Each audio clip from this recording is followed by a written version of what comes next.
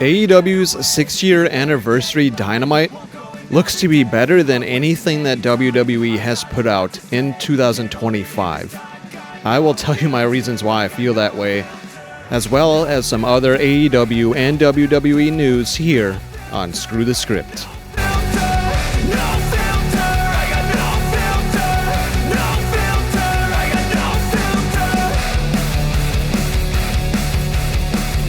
Welcome back, everybody, to the Screw the Script. I'm your host, as always, Maverick. Thank you for joining me, as always.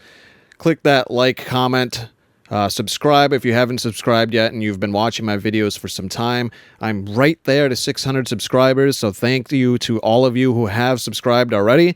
And if you like this content and want to see more content that is pro AEW, unlike a lot of channels on YouTube, hit that subscribe button. That's what we're all about here on Screw the Script.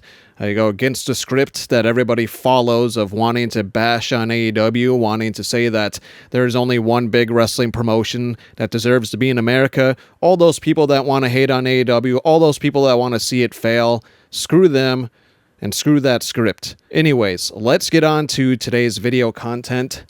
Right up here on the screen I have for you is, so far anyway, the AEW 6-year Dynamite anniversary card. Now, obviously, the card is subject to change, as we did see it change, which I'll get to in a few minutes here. And likely there's going to be more than just what is advertised in that photo that I have up on the screen for you to look at. But as it stands right now, this is what we have announced.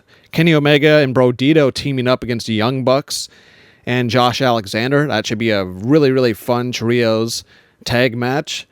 We got Kyle Fletcher versus Orange Cassidy. Now, that did change, and I'll get to that after we run down through the card here. Death Riders versus Hangman and the Ops. We got Statlander and Darby mixed tag versus Marina and Yuta. Jurassic Express returns, which that's going to get a huge fucking pop. And then Tony Storm returns to Hollywood, which is hilarious that they're booking it out of Hollywood, Florida. I think that is just a golden idea by AEW, so props to them there. So yeah, I mean, you look at that card, there's probably going to be one or two other matches that are going to happen in the moment during the show, like always with Dynamites, as I believe I overheard them say that this is going to be a 2.5-hour special Dynamite episode, so it's going to run from my time, 7 o'clock Central, to 9:30. Just stacked. And it's going to be a 2.5-hour show with commercials, probably around 2 hours, just under 2 hours when you include commercials. But I mean, you look at that, and I'm going to double down on what I said at the beginning of this video. This card, the 6-year anniversary card, is just a weekly episode of Dynamite, and it looks to be more stacked than anything that WWE has put out this year of 2025. This is going to take a fat shit on Wrestlepalooza. It's going to have better wrestling for sure, better moments, and they're going back to their roots.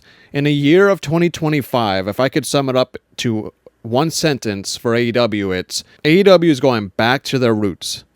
That is the one sentence that I'd sum up this year for 2025, and it has been working perfectly for them. And then in a year for WWE, if I had to sum it up in one sentence, that would be TKO is very greedy. To kind of pan off to this real quick, the card is subject to change, like I've said before. We all know that for pro wrestling.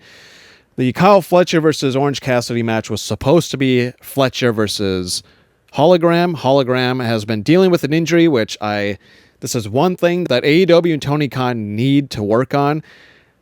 I am a pro AEW channel, but I will call them out at their faults. They just don't have as many in 2025 as WWE has, which I'll get to in a few minutes here. They need to not book wrestlers have storylines that are building when they're injured. He's been injured for a while, is what I read in reports. And now you have him written off TV. They had him get attacked backstage with Clonogram or El Clone, whatever he's going to go by, interrupting the feed. The lights went out and everything after they were blinking red and such. And then he gets jumped by Kyle Fletcher. I don't know if that was enough to write him off. I'm seeing reports that he's going to be out for likely the rest of 2025, so we're not going to see him until probably Revolution. Are they going to be able to keep this Clonogram storyline afloat while he's injured? We'll see about that. That is one issue that AEW has, is they book wrestlers, or they have to scrap storylines like that when wrestlers are injured, likely before they announce that they're injured. And I just don't think that is a smart move by Tony Khan and AEW. But I think, as it stands right now, they likely saved this. They wrote him off TV in a smart way. I still think that Kyle Fletcher is going to win with Clonogram getting involved, because Orange Cassidy is part of the conglomeration, as is Hologram, is kind of buddies with all those guys.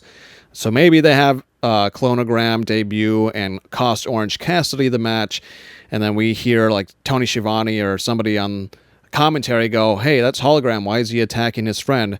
And then maybe someone else, Nigel, may be saying, no, that's Clonogram, that's his arch nemesis, he just cost him, that's an idea. But yeah, that is like the only nitpicky thing that I have with AEW lately in 2025 is the Hologram injury situation. Now let's get on to some WWE stuff and why I am doubling down on my claims saying that AEW's 6-year anniversary episode of Dynamite looks to be better than anything that has been put out in 2025 for WWE. The obvious one is what I've regurgitated multiple times, is their ticket prices are astronomically high. Look at this here. WrestleMania 42 ticket sales, a disappointment so far compared to previous years. Well, no fucking shit. You're charging people a brand new car for front row seats. Of course you're going to price out a lot of fans. And we got a screenshot right up here as well. That is from a recent Raw. I know there's another photo circulating around the internet that shows even less of a crowd, but that was when they were filming Main Event, which I can't believe that fucking show is even existing still. So I'm not going to show that photo because that's not accurate. If you see that around the internet, you want accuracy in reporting media and stuff. Obviously, I'm not working for any dirt sheets or anything. I'm just a guy in a chair, like I've said before, that loves pro wrestling and has a YouTube channel now. But I'm not going to falsely share information, at least not intentionally. But I'm not going to show that photo. But even that photo up there is they're in a Penta match. And you see that they are indeed pricing out their fans, even for regular episodes of Raw.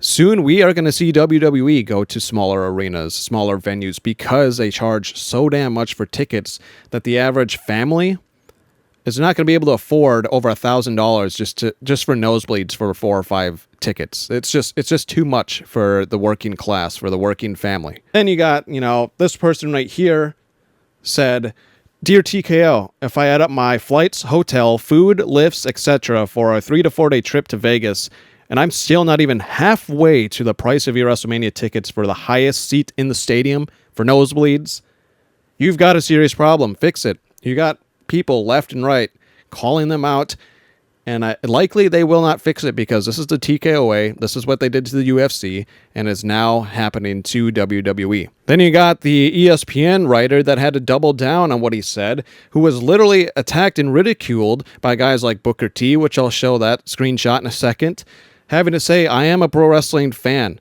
It's not bias. I'm not AEW first." He just to his mind, accurately graded the show a C. It was underwhelming.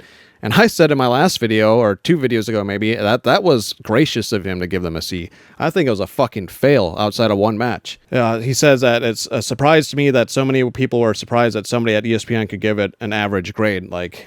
Again, it was at best an average show. They failed. They have failed every single time in 2025 trying to counter program AEW. Another reason why I feel like AEW is doing better. You've got fans pissed off at WWE for letting Brock Lesnar literally show up, squash Cena in under 10 minutes at Wrestlepalooza, and now he's apparently being written off of TV for God knows how long. What the fuck is that? Triple H, TKO, Nick Khan? The hell are you doing? You are just pissing off fans left and right with bullshit, dumbass ideas, and then overcharging people up the asshole. This is why people are walking away from WWE. This is why they are failing really hard in 2025.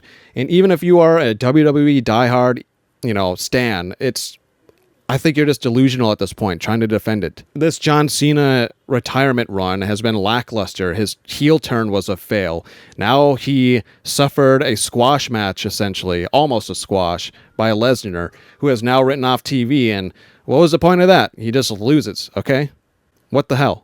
Then you have botches that happen on Raw and SmackDown. See them for yourself. Right here.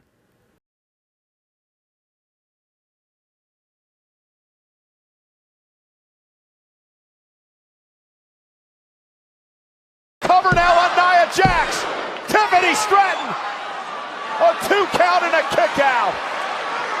Yeah, those botches are awful. I just showed back-to-back botches that I believe happened in the same week. One on Raw with Braun Breaker, and then the worst one by far was that SmackDown one. Probably more likely Nia Jax's fault. She is atrocious. I've said many times on this channel that she needs to be let go. She's just a bad wrestler through and through. I don't know why she's in WWE at all. I don't know if it's necessarily on the ref, but we'll see what happens with that outcome. These are reasons why, I think legitimate reasons why I think AEW is winning in 2025. Yes, they have their faults. I pointed one out earlier with Hologram, but it's not coming in by the droves, and it's not coming in with a heavy fucking price ticket. You had fans that went to that SmackDown, and what an abysmal way to end that match. Jade Cargill got gashed in the face and had to be written off in the match early on, I believe. It's just a slop fest over in WWE right now. A high-priced slop fest. That is what it is. A high-priced, mediocre quality event that you're going to. If you're paying for WWE tickets in 2025, you are overpaying for mediocrity.